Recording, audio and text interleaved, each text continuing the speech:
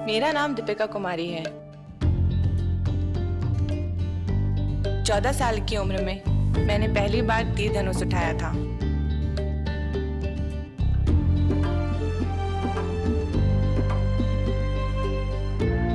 मैं 18 साल की थी जब मैं वर्ल्ड नंबर 1 बनी। अब मेरा सिर्फ एक ही सपना है, ओलंपिक में गोल्ड मेडल जीतना।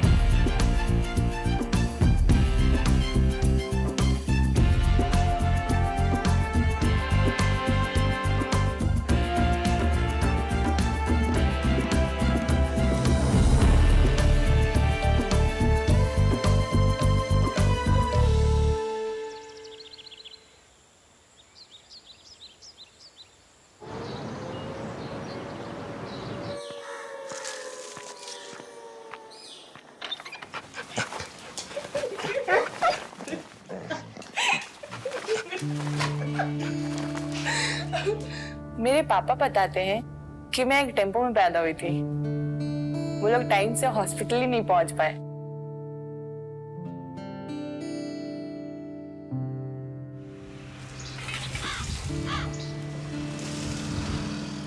दीपिका का जब जन्म हुआ था उस टाइम हम लोग बहुत ही गरीब थे और घरवाली मेरा 500 का नौकरी करती थी और हम छोटा मोटा दुकान था मेरा। मैं बचपन में बोलती थी कि मैं अगर मोटी हो जाऊंगी तो मैं पहाड़ पे नहीं चढ़ पाऊंगी। चोरनी भी बहुत थी। यहाँ कई जगह आम था ना, चढ़ के इमली आराम। स्कूल थोड़ा सा जाने में बच्चा में इधर उधर भागती थी, खोज करके लाना पड़ता था उधर से इधर से। 2007 में जब मैं नानी के घर गई थी लोहरदगा, तो वहाँ पे मेरी कज़न सिस्टर रहती थी। तो फिर उसने मुझे बताया कि वहाँ आर्चरी है और अर्जुन मुंडा जी का एकेडमी है। जब उसने ये बोला कि नहीं सब कुछ फ्री है वहाँ पे, खाना आपको किट भी मिलता है, तो मैंने बोला चल अच्छी बात है, घर का बर्डन कम हो जाएगा, क्योंकि उस वक्त फाइनेंशियल प्रॉब्लम थी। रांची बहुत छोटी और कंजर्वेटिव सी जगह है।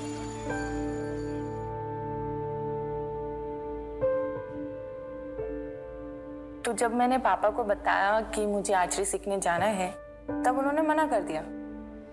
कोई भी बेटी को छोटा सा है और 200 किलोमीटर दूर में भेज दिया जाए तो लोग क्या कहते हैं, अरे इस बच्ची को खिलाने नहीं सक रहा था इसीलिए भेज दिया।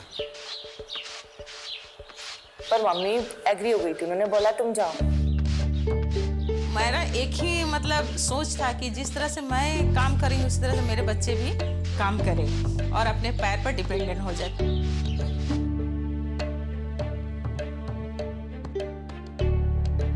बोलते ना कि लेडीज फर्स्ट। कभी अगर खाने के लिए कहीं कोई पार्टी में गए तो बोलते हैं, जेंटलमैन बोलते हैं लेडीज फर्स्ट। क्यों? तो आप इस जगह पे क्यों नहीं बोलते? जब लड़कियां आगे आती है, चाहे वो एजुकेशन में हो या फिर स्पोर्ट्स में हो, आप उस जगह क्यों नहीं बोलते लेडीज फर्स्ट? कभी आपने ये चीज नहीं सोची?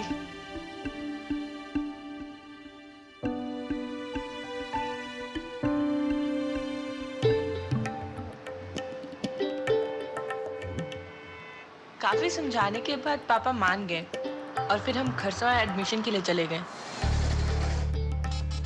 हमारे पास अपने मम्मी पापा के साथ आई थी, फिर हमसे मिली सामने आके कि मैम हम तीरंदाजी सीखना चाहते हैं। हमको तो लग रहा था कि वो भी उठा नहीं पाएगी, जितनी पतली दुबली थी।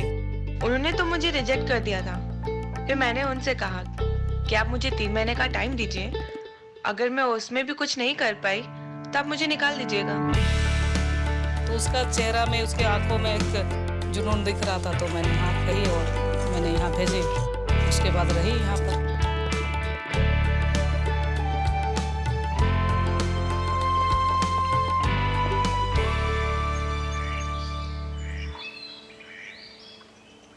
पहली बार जब मैं खरसवा गई तो मैं बहुत एक्साइटेड थी, क्योंकि सब कुछ नया होने वाला था।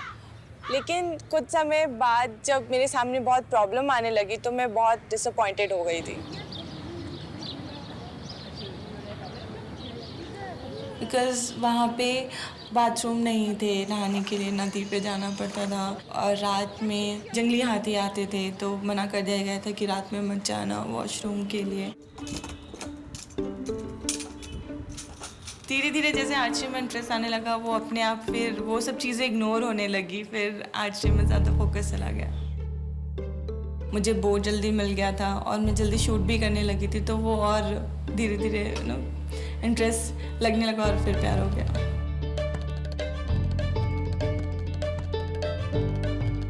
शायद ये गॉड गिफ्टेड है जो यहाँ के प्लेयर्स मतलब स्पोर्ट्स को बहुत लाइक करते हैं। यहाँ के बच्चे जितने भी गेम में झारखंड के नहीं भी तो 3-4 प्लेयर्स होते ही हैं।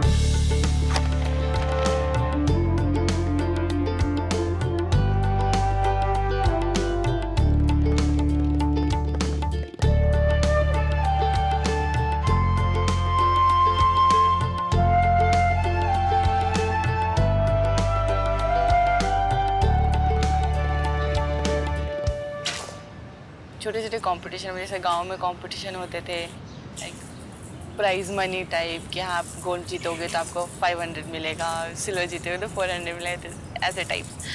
तो छोटे छोटे कंपटीशन खेलना शुरू किए। सब जूनियर का स्कूल नेशनल था तो मैं स्कूल नेशनल खेली थी, फिर स्टेट में खेली थी। फिर 2008 में एक जूनियर वर्ल्ड चैम्पियनशिप होने वाला था। उसके ट्रायल में मैं धर्मेंद्र सर से मिली जो अब मेरे कोच हैं। उन्होंने मुझे सेलेक्ट किया और मैं घर से वहाँ से टाटा आ गई।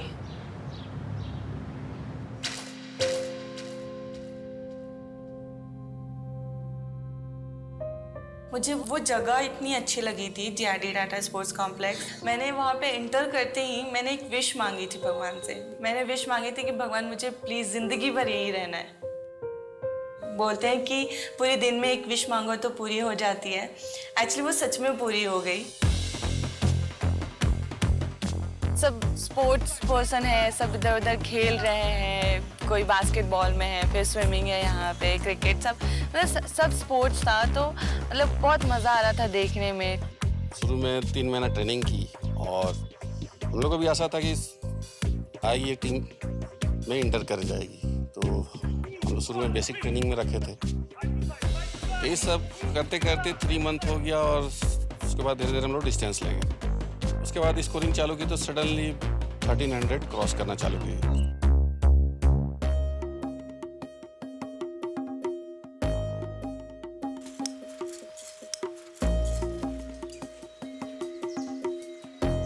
आर्चरी में बेसिक 10 स्टेप होता है।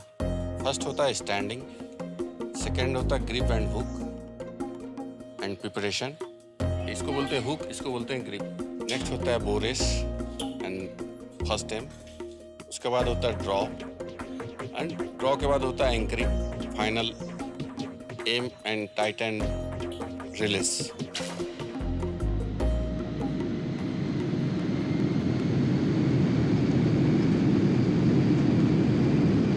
मैं एंजॉय करती थी गेम को, कहीं भी टूर्नामेंट लेके चलो, बस मेरे को तो तीर मारना है। जब मैं पहली बार फ्लाइट में बैठी थी मतलब मुझे लगी नहीं ना तो मैं फ्लाइट में बैठी, ऐसा लगा था मैं बस में बैठी हूँ। मैं बार बार मतलब हाथ से मार मार के बोल रही थी मैं फ्लाइट में बैठी हूँ क्या, फ्लाइट में बैठी हूँ क्या। मुझे तो भरोसा ही नहीं हो रहा था कि मैं बाहर जा रही हूँ खेलने के लिए।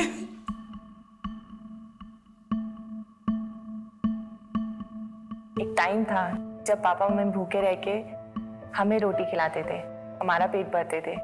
तो आज उनको प्राउड फील करवा के बहुत अच्छा लगता है।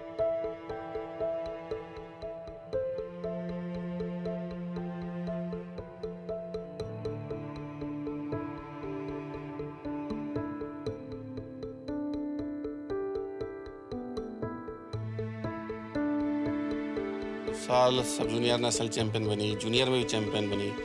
उसके बाद सीनियर नेशनल में मतलब ये कुछ ही इस तरह का प्लेयर होते हैं कि जो सब जूनियर प्लेयर कि जो सेम ईयर में सीनियर को भी बीट कर दें।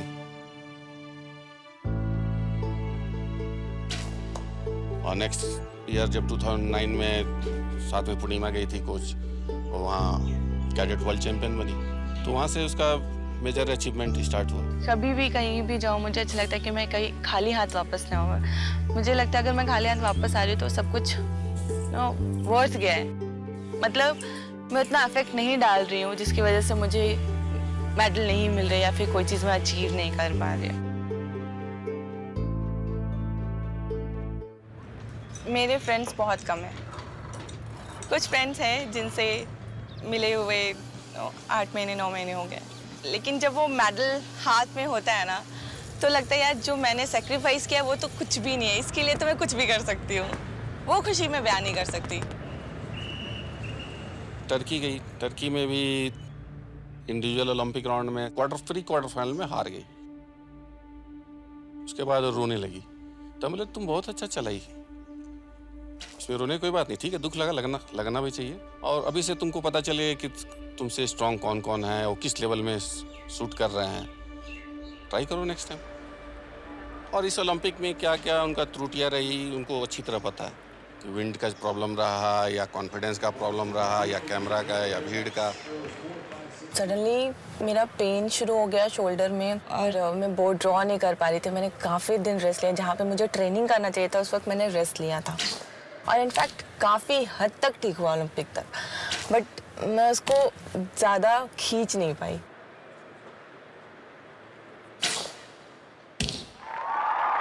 जब वो ओलंपिक खेली और हार चुकी तो उधर से जब फ़ोन की कि पापा मेरा 4 साल का मेहनत जो ऐसा घड़ी था 15 मिनट की सबको उड़ा के ले गया।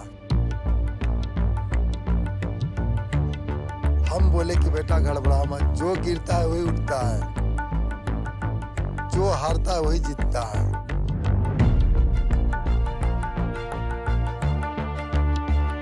अब मेरा सिर्फ एक ही लक्ष्य है, ओलंपिक में गोल्ड मेडल जीतना।